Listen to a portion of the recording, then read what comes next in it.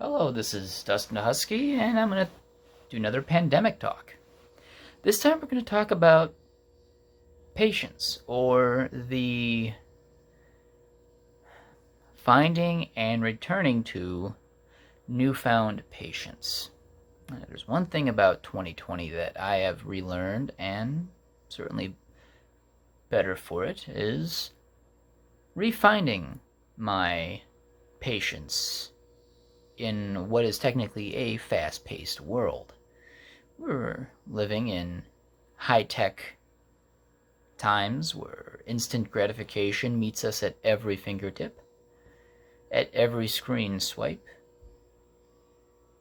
at every new window and every new update or click of a button. We can look at anything that we want, get it right at our fingertips whenever we want it, at our convenience. And often enough we apply that to our lives. Well, since 1995, the birth of the internet, or the World Wide Web in 1995, I believe. And we've translated that to our lives. We've become less and less impatient because now things mimic virtuality in our reality. So we want things done now. We won't wait. We are impatient. We grew to be impatient because things got faster and faster and faster. Well, in 2020, things are at a slower pace. There's not much to do. You're sitting at home. Or you're waiting for something to do. Or finding something to do in the meantime. And relaxing for a change. We have come from 25 years of fast-paced information, instant gratification,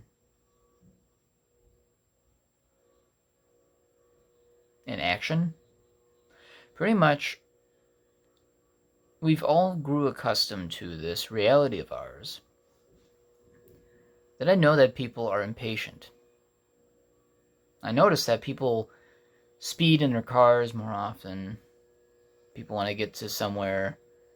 Although, not to say speeding is a new thing. It's been going on for decades at this point. So, as long as there has been a fast car on the road, relative to the time period, there's always someone late for something.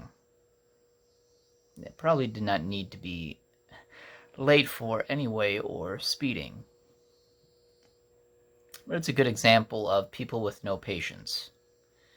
Or lack of time management, but that's something else too. That's a personal problem.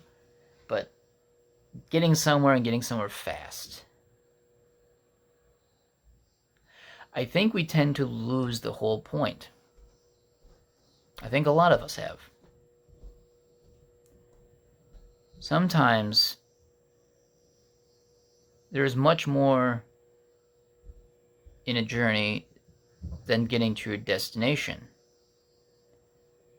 Let me get deep with this.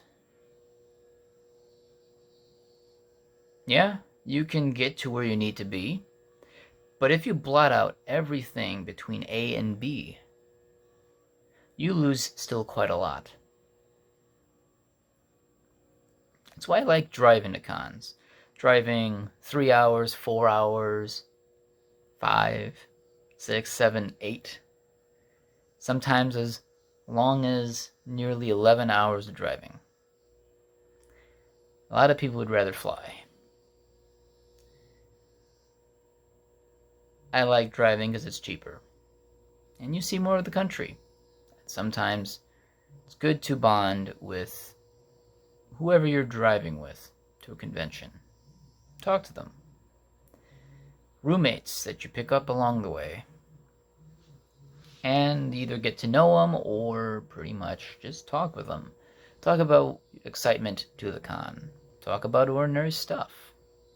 Sometimes it's just nice to just sit back and enjoy the voyage. Because once you're at your destination, oh yeah, it's certainly fun. You certainly don't want time to speed up. Because sooner or later, you know your weekend is going to be done. Now you're going to be pressed to get back home. When, at least for me at going to conventions, I'm never a fast-paced person, except when it comes to panels. When I want to see all the panels that I would like to see, I tend to coordinate myself well, and, I guess sometimes it's nice to take a bit of a breather. You don't need to see everything. Sometimes you're better off spending an extra hour for yourself. Get to know friends. Sometimes spending that hour with a new friend might be better than seeing an old show with potentially the same jokes and stories, which, as much as they're always fun, they may potentially be the same old. And you may be better off doing something entirely unique. So, patience is something we all have to work on. And even those with patience can also keep improving. It's not just with furry, it could be anything. And this can be applied even outside of pandemic. I was at least trying to imply this before, and to certain extents I was able to. But, people look too serious when they shouldn't. Sometimes it's nice to be in the slow lane, because it's hard enough to see what's buzzing by at 90 miles an hour when you can see much, much more at slower speeds. And not getting a speeding ticket along the way, so even better, because once you speed, get pulled over, you just wasted yourself more time than if you were just doing the speed limit. There we go. So, maybe, perhaps, when you look at your calendar on your phone, on an actual physical calendar, and you look at what's going on in the world, and you look at what's going on in your world, remind yourself, maybe it's not a bad idea to not take things too seriously. Sometimes time back the hands on a clock just a little bit, just to enjoy time of your own, time with others, time doing something, things that you enjoy.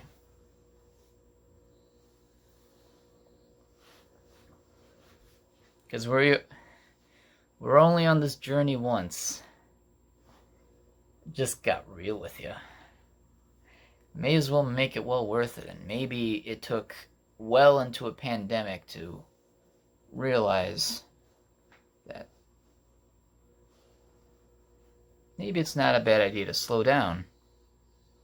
So, with that, I believe I've beaten this topic well enough, because there's not much to it. But it's been something I've been thinking about recently, that you're better off relaxing, chilling out.